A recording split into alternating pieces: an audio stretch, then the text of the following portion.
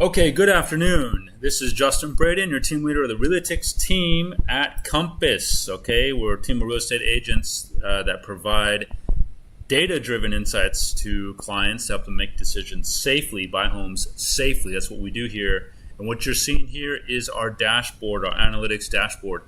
This is huge, very important, because what we're doing here is we are checking the market on a daily basis to see what's going on. And in this video, I'm going to share to you about what is happening per the subdivision. All right, so we're going to look at a subdivision level of analysis, and that's this little feature here. So this should not be like an incredibly long video. I'm going to show you here. It should be a fairly short video, actually. So we have a subdivision analysis here. If you've seen the other videos, you know more about what the other features are, and I will be trickling on some other videos about specific features of this dashboard, which is a highly comprehensive analytical machine for real estate professionals. You have to be licensed to use this. Now, if you are not licensed, you can use it still, but just as long as you have a broker buyer representation agreement with a broker, okay? And that broker must be a subscriber of this service. Otherwise, of course, you can work straight with us, the Realetix team at Compass, and you can have access that way as well. And we do that. So this is going to be about the subdivision. Now, it's possible you could be a real estate agent looking to use this service. And it's my pleasure to introduce to you this feature, subdivision analysis. Okay, so subdivision analysis is very important. As you know, why would we want to analyze a subdivision? Well, subdivisions have similar builds, similar construction qualities, similar era of construction, similar style of construction, similar builders, okay? The master plan community or the subdivision itself, the layout of the subdivision, the continuity, the easements, so on and so forth. The aesthetics of the community, sidewalks of the community, right?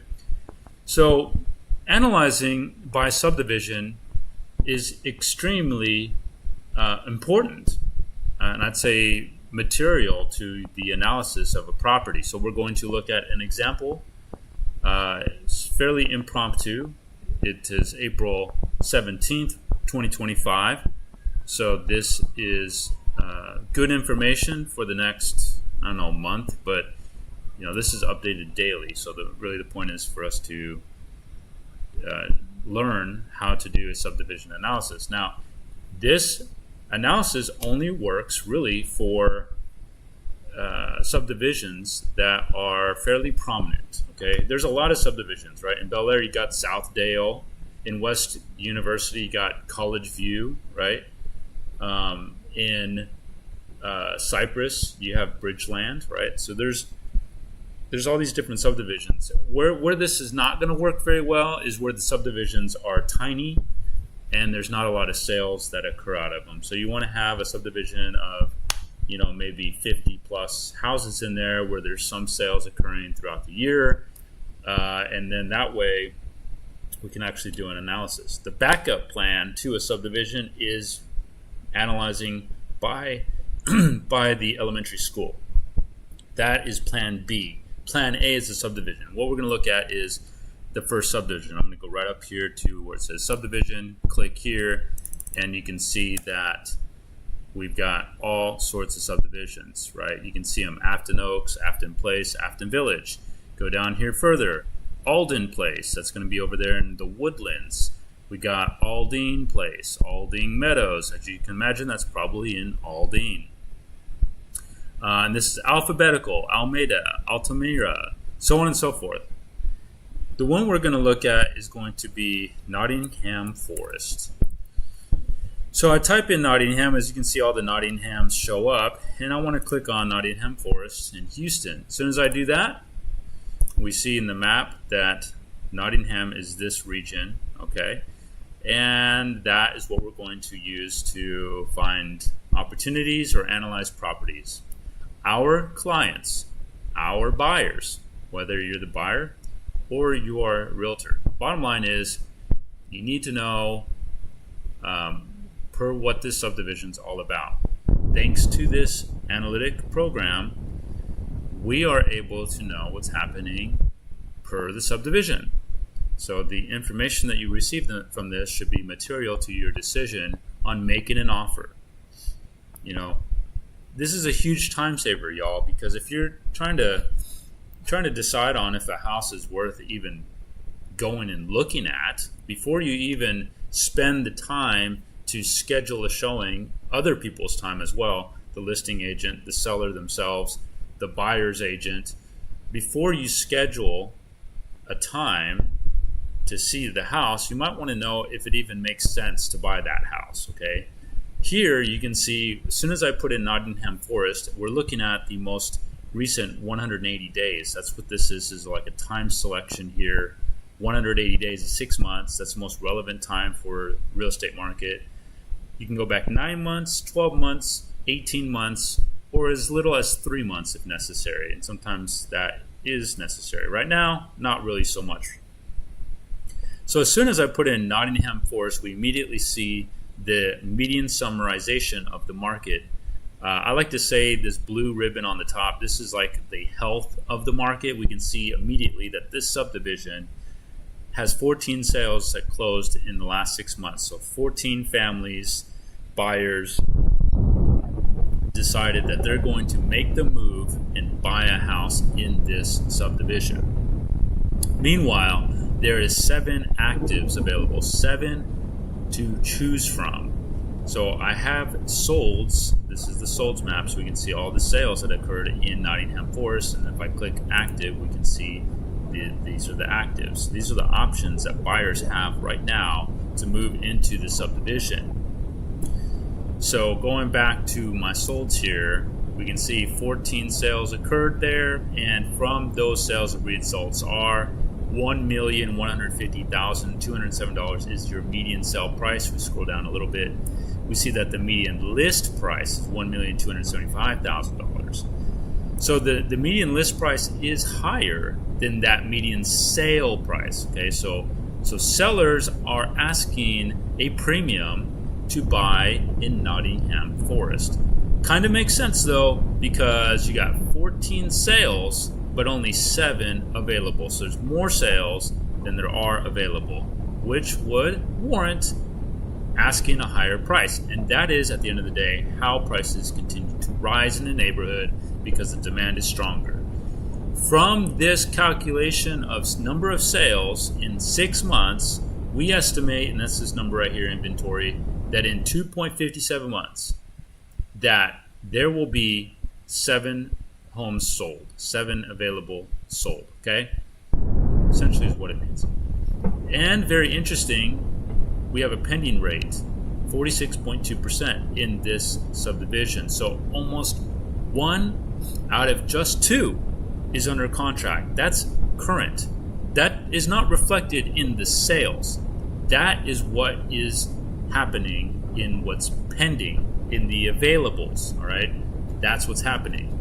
If I go here and I click option pending and pending, all right, we've got 1, 2, 3, 4, 5, 6. So we have 6 that are pending, which means there's 12 total that are active, right? So 6, well, almost that. 6 out of 12 or 6 out of 13, whatever. So that's the pending. So that list is what's pending. Let's go back to actives, okay, because that's what we care about. So we're looking at what's active, right? So it's a very strong pending rate here. And again, this is as of April 17th. Very strong pending rate, very strong. Okay, then we have this exposure number, which is 25%. It says that the list price is above the sale price. So what sellers want is more than what they're actually getting, okay, at this time. So and a positive exposure number means they're asking a premium compared to what homes really go for. So that's just being positive is a bad thing, right here. And then we have a risk number, 43%. That is describing how spread out the sale prices are around the average. That's basically a standard deviation calculation. That's about it. We're looking at the variation of sale prices, including these outliers, so to speak, with the 5-bedroom properties. And we're seeing that it's a high risk to buy there because the prices are all over the place. They're up and down. Okay? So based on that risk profile, 43%, we have a market value for this area of $1,742,385. That means you could buy a house that is turnkey, ready to go, rock and roll type of property at 1.7 million, which puts you in the scatter plot, like right about here, right in this area, below these 3 sales, but above all of these sales. That is your market value threshold. That's where it crosses into the outliers for Nottingham Forest. You don't necessarily want to be in that region above market value, because if you are susceptible to the fluctuations of the market, and we don't really want that, especially with all the chaos going on, the tariffs and the whatever, right? There's a lot happening internationally that could affect stuff. So you want to give yourself some cushion. We see here that the 5 bedrooms, it's a 5-bedroom here, so the purple diamonds here are really spread out. So those are going to be very risky purchase decisions. However, the 4 bedrooms are clustered really nicely around this 1.15 million figure. So I would probably want to not buy a 5-bedroom property, but more like a 4-bedroom, because that conforms to this area and seems to sell more frequently and more comfortably, as you can see there. So I'm going to switch to 4 bedrooms. So again, if I'm helping a client, I'm trying to find them a good property to buy, and they want to be in this region, Nottingham Forest. There's many reasons for people to choose specific neighborhoods. A lot of it has to do with deed restrictions. A lot of it has to do with the look of the houses, the age of the houses, the kind of houses there are, how big the houses are. Is it a mature neighborhood or is it a beginner's neighborhood, right? Things like that. So there's lots of reasons why somebody would choose to live here. And then, of course, there's the floodplain. And fortunately, I do track the floodplain, right? It's got the flood zone, 0.2% per year chance of flooding. That's going to be your 500-year floodplain. And I also have it here that flood area, some of these you can see out of the risk area, so it's a low risk, and then 500-year out, 500 out, low risk, okay? So the 500-year does not require flood insurance, the out does not require it either, but the low risks are going to be better opportunities for you, so when there's a raindrop, you don't get all flustered by that, and you're more comfortable that your house is not going to flood in some hurricane, rainstorm event. So that's why those are there. Prevents you from having to go to another website and try to identify if it's in the flood zone or not. So that's why that's there. Very useful. So we can see that the 4 bedrooms now, that median sale price dropped a little bit to $1,130,000, and we see the market value is at $1,312,000, not that 1.7 that you just saw.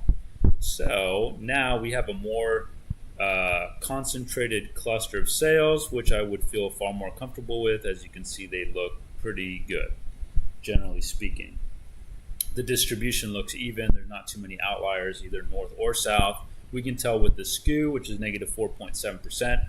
That's actually kind of a high skew, but we're going to ignore that for now, just for the sake of this video, so we can get right to what we're doing. This is the subdivision analysis video. So again, we're looking at Nottingham Forest, 9 sales, 6 actives. We've got more sales than we have actives. Like not as much as we just saw, so that's why the inventory level is 3.33. It's not as low here specifically for the 4 bedrooms, but 3.33 months inventory is what we got here. The pending rate's a little weaker as well. With the 4 bedrooms, it's 1 out of 3, but still that's really strong as anyways. We've got a higher exposure number. The risk dropped naturally, as we see. They're not as spread out, so that's okay. And so with that new risk profile, we can feel comfortable paying up to the market value threshold 1.3 for this area. So I'm going to be advising my clients, my buyers, hey, let's stay at 1.3 or less. And if a house is priced above 1.3, as there are here, 1.347, this 1.649 is a little too far off, but this 1.347 could be a possibility. I would want to make sure I'm not going more than the 1.312, so I want to negotiate down to that number. This one, 1.649, is too far off. We're not going to have much luck there. Again, subdivision analysis. We are buying a house based on the subdivision, so we are analyzing the subdivision to make sure that the house conforms to the market per that subdivision. What does the market want in that subdivision? We can click on area profile here, and we can see exactly what people are buying. We do have this health of the market on the top, but we do have a profile button that shows us that the 4-bedroom, 2.5 bath. So it looks like for 4 bedrooms, 2.5 has the most sales. 2-car garage, 2 stories tall, no swimming pool. Most of them are not swimming pool. We can also click on this, by the way. We can see like three sold that have a swimming pool. We click on that, and we see that the median sale price went down to $1 million, and the market value went down to 1.179. So it appears that a swimming pool does not add value for this neighborhood. Does not add value. So just take note of that. Some pools add value to homes in certain subdivisions and not others, certain markets and not others. And this one, apparently, as of today, at this moment, it does not add value. So we can undo that. But see, that's how you can tell. Okay, and it looks like the 3,000 to 3,600 square foot home sizes are the most popular right now. Click on that. We're going to get a new median sale price, 1,013,013. It's actually the same. So those are holding value the best. That's what people are looking for. Unclick that. Lot sizes. People are buying lots that are larger. 5 sales that are 9,000 to 13,000 square foot lot sizes. I'll click on that, and that value goes to $1,224,000. So that jumped up. The median sale price up here went up from 1.13 to 1.22. So you can see that larger lots add value. That's not necessarily a gimme, okay? That's not always the case. It does depend on the market area. We are kind of in the central area, Memorial, West area. That is going to be important to people, larger lots, okay? And then we see that most of these homes that sold are zoned to the Meadowwood Elementary School. So there's 7 of those.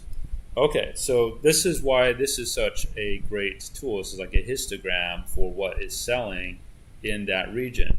We want to get a house, or when you buy a house here, you want to buy a house that conforms to the neighborhood, that fits this criteria as close as possible, because that's what's marketable right now. Now, let me zoom you into this subdivision section here. We have the subdivision analysis right here in this little window, okay? And see, we've got Nottingham Forest. Now, what we see here, and I'm going to go ahead and, so we have this sale rate feature there. So I'm going to go over here and click 365, because that sale rate is according to a 12-month period. Okay, so the list rate is a 12-month period. All right, so Nottingham Forest has, or I would say 4.6% is the list rate. All right, so out of the 934 total houses in that subdivision, that's how many is in Nottingham Forest, 934, almost 1,000. 4.6% are listed for sale, okay, per year. So you can expect that. That's what happened in the last 12 months, excuse me. In the last 12 months, 4.6% was listed for sale. That includes properties that terminated, properties that already sold, properties that are pending, and properties that have already and are on the market active. 4.6% list rate. So about 5 out of 100 come on the market per year. So that is pretty low. Okay, that's pretty low. That's, it's a pretty low rate. Now, The other figure here you saw was a sale rate, 2.25%. So about half of what comes on the market here sells. That's what that means. The sale rate in the same 12-month period, that's why I clicked on 365, because this feature is based on whatever is up here. So about half of what comes on the market here sells. Okay, that's how to interpret that. Okay, some markets, the sale rate and the list rate are very close together.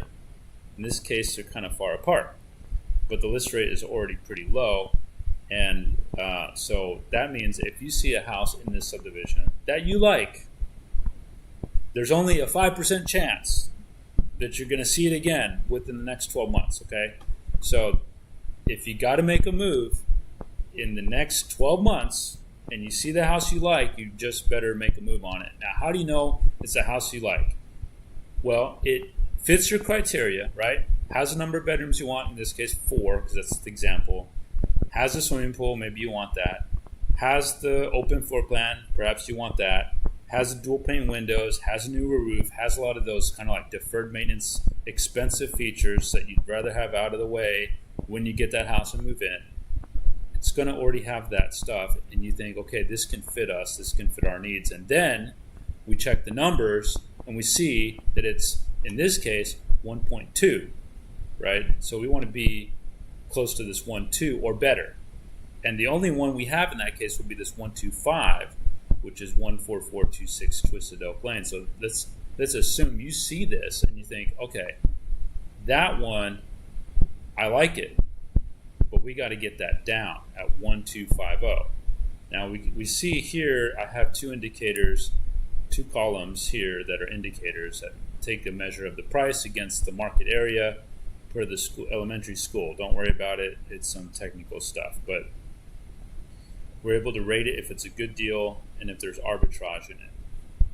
Those are some finance terms, but good deal would be great. And the best one we have that's a good deal is this 527 Briar Knoll Drive. That's $909,000. So it's a good deal. So this is kind of like a heat map. Just says, hey, look at me. This could be a good deal potentially. It doesn't mean it actually is. Still got to check it out. But if we want something that, you know, is within reach, you like the house and the numbers are doable, then we don't have to waste much time. We can take a look at it. You also got like the pictures, right, and all that. So let's look at this house at $1,250,000. We can see that it, for the area, for a 4-bedroom, it is overpriced by about $37,000. That's what this number is. Market upside. In this case, it's just downside. The downside is $37,000. We would like to have upside because we want to be protected from the ups and downs of the market. Then we have your per square foot, which at $427 is too much at $409. So this is expensive. We could look at it, but it's kind of up there in price. Now, this is your optimal home size. Check this out. Optimal home size. So this is a gauge of what this is a gauge that measures home size. So we have, you can see home size for this neighborhood. The average home size in this neighborhood is 2,885 square foot. The average lot size in this neighborhood, 9,085 square feet. The average year built, 1967. And we've got a 4-bedroom, 3-bath is the criteria of what this neighborhood is filled with. Okay, so when we are acquiring a house, when we're choosing a house for our clients, or if you are choosing a house for yourself, you want to conform to the neighborhood. That's the best thing you can do. You want to be able to run an appraisal and get solid numbers for your house. So if you get it as close to this criteria, you're going to be in good shape in terms of knowing the value of your house confidently, okay? And everybody wants that. They want confidence. So at 2885, that's why we have that number here. This one being 2926, actually a little larger than the average, but it fits the criteria. Okay, so we can't really see pictures at the moment, but this is what you can expect. You would want to take the address and pull it up on your phone. You can look at the photos that way. Lot size 9,720 square foot. is a little larger than the regular lot. So let's see if this could be something we can negotiate on. All right, so further, we can take this to the similar home size. So let's do that. So it's overpriced. As of right now, it's overpriced. Okay, so, but let's see what happens when we narrow it down to home size and see if it's worse or better. So this is your home size. Okay, so I put in within 10% range of the 2,926 square feet. See that? That's what I did. I have the 10% right here. When I do that, the numbers got favorable. They got favorable. Look what happened. We have 9 sales to support a 1.13 million median sale price, and you can see that's up right here. This purple dotted line is the median sale price. We can see comfortably there's some sales around the 1.2 region right here. 1, 2, 3, 4. So market value with this distribution is 1,244,000. So they're asking 125. It's not too far off. It's only been on the market 6 days. 6 days in the market. So if I was to pull the trigger on this property, I would want to come in. I would want to make sure, actually, that I don't buy it for not more than $1.244 million or $422 per square foot. Those are going to be your threshold to make sure that you get a market value purchase on this house. That's how we would go about it on this one. So if you like the house, then move forward with numbers you can pay close to asking. That's fine. The numbers say so. It's good. All right. And we would do this for you in order to save time. So since it's within $6,000 on the list price to the sale price, market value, I think it's worth it to go take a look. Definitely. It's worth it. It's worth the time to go look at it. Let's take a look at this good deal potential one because I do want to see what this one entails. So let's clear this out. So we're still looking at Nottingham, right? 4-bedroom homes. So this house is on an 8,690 square foot lot, which is smaller than desirable, okay? And it's, let's see, at 298 square foot though, that is that what we're looking at? Oh no, I didn't want to look at that. I want to look at this 909 here. This is the one I want to look at. Okay. So that's the one I want to look at. 909,527 Briar Hollow. Let's click on active because I want to see where it's at. We're going to zoom in on the lot and we're going to see where it is on the lot. It's an east and west facing house on Briar Knoll. Is it in the floodplain? It's out. Great. See, it's out right there, so it's not in the floodplain. So at 909, this could be something potentially. Been on the market 224 days, 1969 built, 8,250 square foot lot. So it's quite small compared to what's desirable. And the home size is large compared to what's desirable, 2885. And this is a 4-bedroom, so we've got 4 bedrooms there. And it's 2.5 baths, but on average 3 bath is what is expected. So not liking that too much. What was this Bumblewood looking like? Let's just take a look here. This one just hit the market 0 days. That's also 2.5 baths though. Let's see, 1970 built, Nottingham Elementary. How's this lot look? Is that north and south? Okay, that is north and south, Carroll Crest. No, it says Bramblewood.